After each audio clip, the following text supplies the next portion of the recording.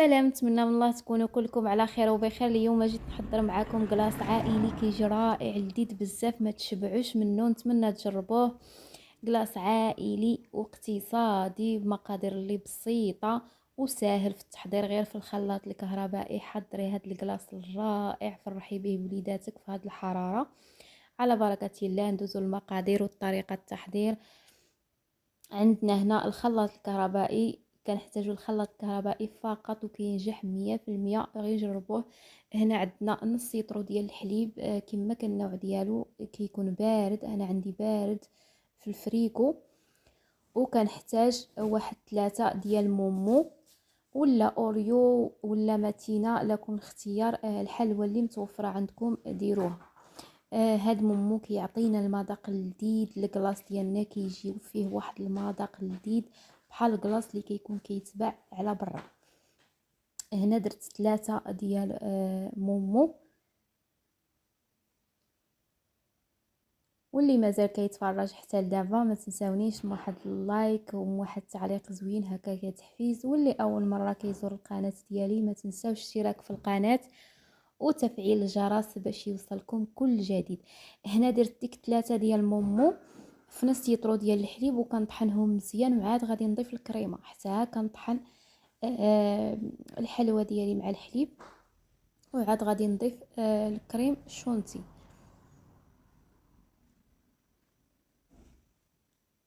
صافي من بعد ما طحنت الخليط ديالي هنا كنحتاج هاد الباكيه ديال الكريمه، كريم شونتي. يمكن لكم تستعملوا اي نوع ديال الكريمه، من الاحسن تستعملوا غير هذه. كنستعمل باكيه.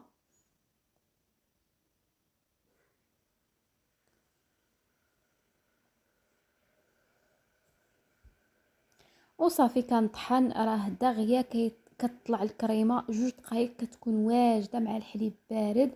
وضفنا داك مومو راه دغيا كتطلع الكريمه. بالنسبه للكلاص ما خصش طحنوا الكريمه بزاف حتى كتقال، لا، بغينا الكريمه تبقى خفيفه باش كينجح معكم الكلاص وكيجي رائع.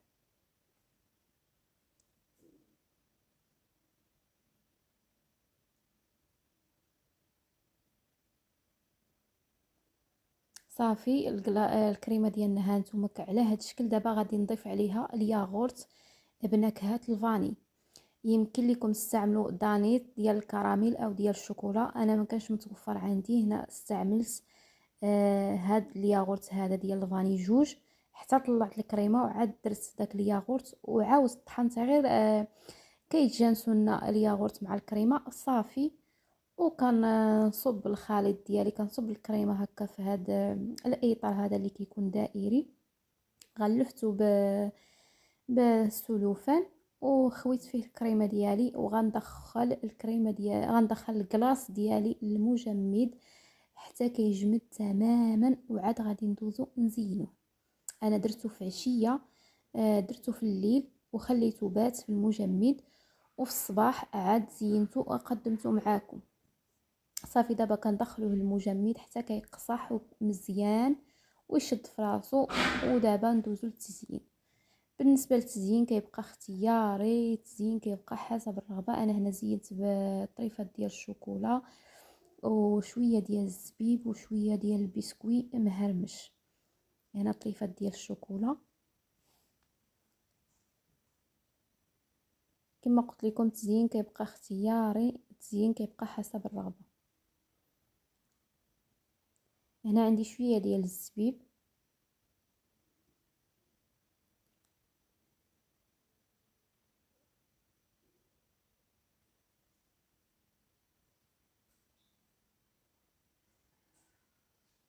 وهنا عندي البسكوي هرمشته هكا غير بيديا وصافي كنزين به.